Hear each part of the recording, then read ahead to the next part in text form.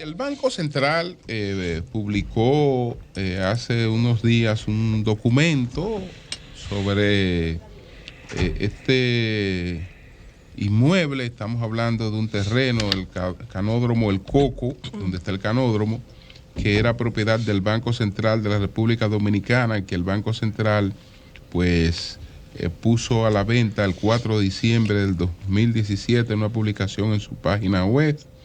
También, digamos, reiterada la publicación el 15 de enero del 2018, el 23 de abril del 2018, el 12 de septiembre del 2018, el 11 de marzo del 2019, el 22 de noviembre del 2019, el 14 de julio del año 2020. Entonces, antes de dar paso al ingeniero Bonilla, recordar lo que dice este comunicado del Banco Central.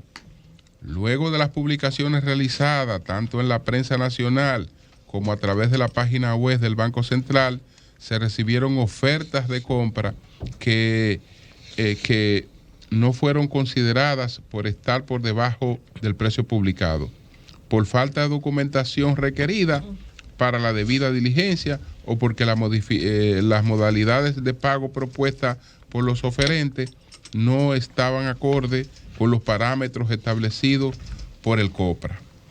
Como consecuencia de la publicación realizada en fecha 22 de noviembre del 2019, varios desarrolladores inmobiliarios mostraron interés de adquisición, incluido el que resultó adjudicatario. Este último formuló una propuesta de contrato el 21 de febrero del 2020 conforme al monto publicado por el Banco Central para fines de venta.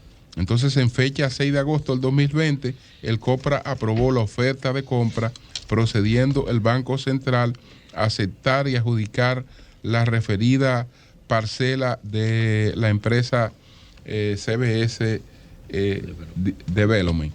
Entonces, el Banco Central califica de transparente y competitivo el proceso de venta que llevó a cabo. Ok, entonces está con nosotros el ingeniero Carlos Bonilla. Vamos a ver qué otras precisiones él entiende necesarias para dejar este asunto esclarecido. Bueno, muchísimas gracias por la oportunidad y por dejarme expresarme. Yo tengo un proyecto aproximadamente de la misma cantidad de metros al lado de ese solar. Y es normal que cuando un desarrollador inmobiliario se da cuenta que están vendiendo el solar de al lado, pues obviamente lo quiere comprar porque si le está yendo bien en las ventas del lado, es lo mismo que va a ser básicamente lo mismo que está haciendo ahí. Entonces, cuando yo me doy cuenta que publican ese solar en venta en el 2017 y lo publican al mismo precio que al final terminé comprando, pues obviamente empiezo una negociación con esa institución haciendo varias ofertas. La última oferta que hice, que fue a principios del 2020, fue la oferta que al final terminaron aceptando, que fue por el mismo precio y las mismas condiciones de pago que ellos estaban requiriendo. Los 298 millones. Antes, pues yo no había ofertado ese mismo precio ni las condiciones de pago eran iguales. O sea que cuando yo hice lo que ellos, cuando yo oferté lo que ellos estaban pidiendo, pues entonces ellos aceptaron. Y todo el mundo en esos 3 años tenía la oportunidad de hacer esa misma oferta. O sea, no fue que era algo escondido, eso fue una publicación en varios diarios de circulación nacional y el precio de algo es lo que la gente está dispuesta a pagar. Y el único que estuvo dispuesto a pagar ese precio pues fue la empresa en la que en ese momento yo dirigía, que es mi empresa, tengo que decirlo. Claro. Es mi empresa. Nos habla de un proceso que tomó como 2 o 3 años, que culmina en enero del 2020. Sí. Entonces, quiero hacer esa precisión porque yo no tengo nada que esconder. Yo soy un desarrollador privado que empecé a los 19 años. Empecé con una casita, después hice 2, después hice 4, después hice 5 y así seguí creciendo. Y bueno, ahora soy funcionario público y por eso estoy aquí dando las explicaciones del lugar porque se me requiere, ¿verdad? Porque soy una persona pública. Si no fuera una persona pública no tuviera que dar explicaciones porque eso está todo legal. Y a mi juicio, y que tengo una vara moral muy, muy alta, pues es totalmente moral y totalmente ético lo que yo hice. O sea que quería dejar eso claro de mi parte, porque tenía 2 días como que no estaba durmiendo bien, la verdad.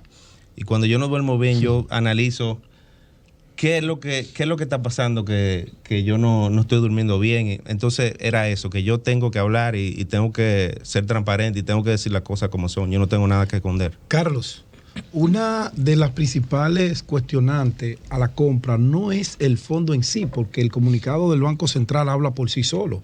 Y fue una negociación que inició en el 2017, está bastante clara. Todo el mundo confía en el Banco Central y confía en las informaciones que ellos sirven.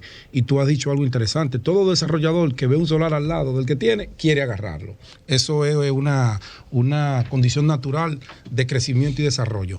Ahora, ¿qué se critica en la zona y por qué muchos comunicadores se han levantado en contra del proyecto? Porque la zona está altamente ya ocupada y la zona tiene un problema de movilidad que las autoridades en los últimos 20 años no planificaron por dónde iba a movilizarse la gente que comprara la unidad de vivienda en la República de Colombia.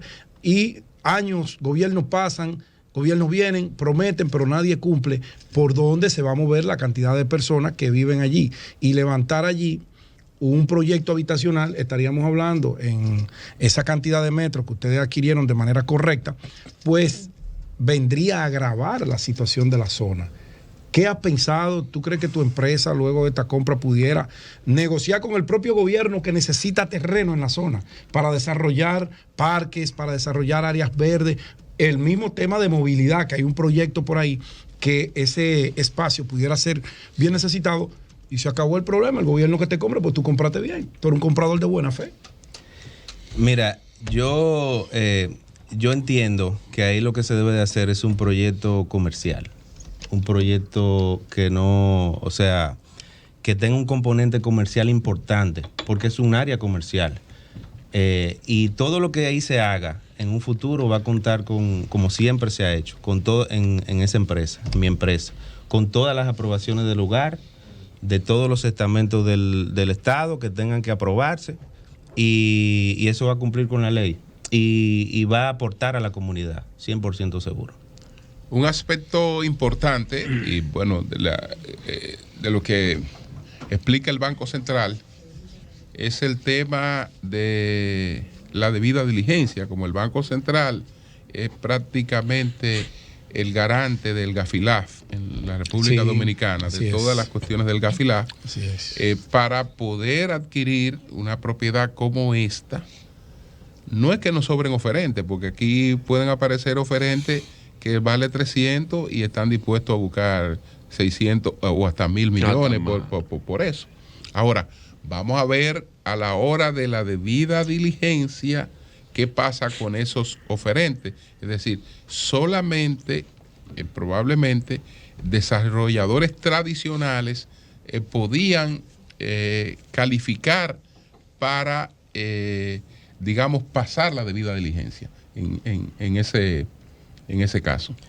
Así es, toda la documentación que uno tiene que suministrar, todas las evidencias que uno tiene que suministrar para hacer una operación como esta, pues es bastante compleja y es con todo lo de la ley. O sea, esa institución del gobierno se tiene que cuidar mucho y tiene que saber con quién está haciendo negocio. Pues yo no soy un improvisado, yo tengo 20 y pico de años haciendo esto mismo exactamente. O sea, en todos los lados que yo voy, bueno, la gente que es del sector me conoce y sabe que esto es lo que yo hago precisamente. Yo no he hecho nada malo, yo no he hecho nada ajeno a lo que yo siempre he hecho mi vida entera. Y yo nunca que no es malo tampoco, yo nunca he licitado una obra en el gobierno, yo nunca he hecho yo no he hecho nada, yo lo que he hecho es viviendas económicas, siempre. Entonces, no tengo por qué no decir las cosas como son y no tengo por qué no hablar, aunque mis asesores me dicen, mira, ya, tú no tienes que hablar de eso. No, pero yo creo que yo debí venir y aclarar las cosas y ser transparente y demostrar y que la gente sepa que yo no tengo nada que esconder con eso. Ante alguna gente que están hablando muchísimas, no quiero están decirlo, opinando. Están opinando. Eso es normal. No le quiero decir babosada. No, es que no puedo decirlo. No puedo decir eso. Porque Eso en no es democracia bueno. todo el mundo opina como entiende, siempre que respete. Sí, es verdad. Tienes razón. Ante ese tipo de comunicado, yo quisiera hasta decirle a Carlos que es interesante que Carlos me dé los números que van a salir en la loto, porque en 2017 él sabía que él iba a ser ministro de Vivienda, como muchísima gente estaba acusando. En el 2017 nadie sabía lo que iba a pasar electoralmente, pero Carlos lo sabía. Eso es normal, él lo explicó en principio, es una figura pública y eso se usa políticamente. Pero es interesante ver este modelo. Carlos, en esto que han estado conversando. No solo que no se sabía, sino que en el 2017... no, tú ibas a ver eso, es increíble. Básicamente la posibilidad de que el PRM fuera gobierno, bueno, en las encuestas no se lo daba. Tenía 2 años de creado. Eso se definió en octubre menos 2 años del 2019. Pero lo importante es, Carlos, algunos hablan de cómo ese proyecto, y a mí me gustaría que tú detallaras, el Banco Central a lo mejor no lo dijo, ¿cuánto tiempo tú te pasaste? Porque tú dijiste que tú hiciste varias ofertas. ¿Cuánto tiempo tú te pasaste en ese proceso? Porque ese proceso de licitaciones son largos.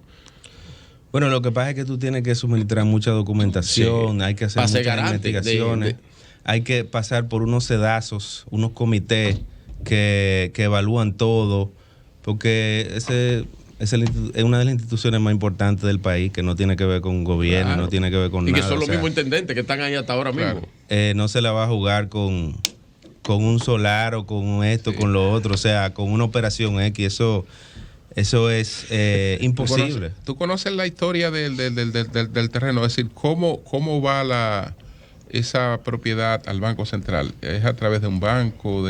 Creo que fue los bancos liquidados. Sí, ¿no? Creo que fue una operación así con unos bancos liquidados en un momento donde quizás yo estaba muy pequeño, no había nacido. Claro. No me sé la historia completa, pero sí, bueno, me enteré que ese solar era del Banco Central cuando publicaron. Okay. Ahí fue que me enteré. Que ya quedó claro de que el proceso, como explicó el ministro, concluyó antes de ser funcionario, que comienza como director del INVI en agosto del 2020 y luego pasa a ser al año siguiente ministro. ¿Y qué pasa con la empresa a partir de agosto y su participación en este proyecto? Yo automáticamente me nombran como ministro, pues hay un gerente que asume las responsabilidades de la empresa y obviamente le da continuidad a las cosas que tiene la empresa en ese momento, los compromisos que tiene la empresa. Ese es un compromiso que asumí yo antes de ser funcionario siendo gerente de la empresa. Pero es un compromiso que vamos a decir, como es un derecho registral ese inmueble, pues en el 2021 fue que el gerente de la empresa pues formalizó esa venta final, pero ya había un compromiso y una negociación hecha. Y pues entonces yo soy un hombre de palabra, yo asumo un compromiso en un momento y yo no me voy a echar para atrás, teniendo inclusive contingencias legales. La ley no es retroactiva. Exactamente. Si el proceso comenzó en el 17, culminó en el 20 y el contrato se hizo en el 21, eso está correctamente realizado. Claro. La ley no es retroactiva porque ningún proceso, ni público ni privado, de compra y venta de inmuebles se da de la noche a la mañana. Primero hay lo que se establece el contrato promesa de compra. A mí me interesa comprarle a Virgilio su casa, ¿verdad? Entonces, ¿qué hacemos? Iniciamos las negociaciones porque yo voy a buscar un préstamo. Ese contrato promesa de compra que establece la regla del juego, la cosa entregada versus cuánto yo tengo que pagar por la cosa, me da un margen de tiempo y cuando termine ese margen de tiempo, entonces viene el contrato definitivo, que es con el cual usted vaya a hacer una transferencia inmobiliaria. Eso es así. Y en cuanto al precio de venta, que algunos han criticado, bueno, el propio Banco Central, que es una institución que goza de credibilidad, claro, y en varios gobiernos no se puede atribuir a un gobierno específico, que están ahí. Habla de transparencia y competitividad, un proceso competitivo y transparente. Agrégale que el metro de tierra está determinado por la cantidad. Mientras más grande es una propiedad, más económico es el metro. por la dimensión. Pero lo que determina un precio es lo que la gente está dispuesta a pagar por ese inmueble. Entonces, si el único que ofertó al final lo que el banco estaba pidiendo, que fue lo mismo que pidió desde el principio, o sea, cualquiera hubiera podido hacer una oferta y eso está todo documentado y escrito ahí en el banco, quienes ofertaron. Entonces, después que el negocio está hecho, bueno, pero mira, pero después que el negocio está hecho, ¿por qué tú no ofertaste cuando tú hubieras podido también? Entonces, yo le agradezco muchísimo la oportunidad de yo expresarme y ser transparente. Ayer estaba yo con el doctor Kea Guerrero explicándole esto y él me recomendó, mira, tú tienes que ser transparente, tú tienes que decir las cosas como son, pero tú no tienes nada que esconder. Y ya le toca a la opinión pública pues juzgarme a ver si yo actué mal o no, pero yo estoy tranquilo. Una última pregunta, Carlos. ¿Cuántas soluciones habitacionales? Ahora vamos a hablar de, tú has entregado en los últimos 2 años ahora mismo en materia pública. En pública. Yo no lo mezclaría. No, pero está bien. No quiero mezclar. Vamos a dejar. Déjalo eso en el ámbito privado. Exactamente. Aquí está Carlos Bonilla, no el ministro. Ahora, yo te puedo decir que de manera privada nosotros hemos desarrollado miles de viviendas a través de antes de ser funcionario, claro. Antes de ser funcionario. 22 años de mucho trabajo, de mucho sacrificio. Y a mucha honra. Y por eso estoy aquí, por eso estoy aclarando esta situación. Bueno, pues muchas gracias al ingeniero Carlos Bonilla Sánchez. Esperamos que esto quede claro. Siempre habrá gente que opinará de uno u otro sentido, pero yo creo que eso está claro. Cambio y fuera.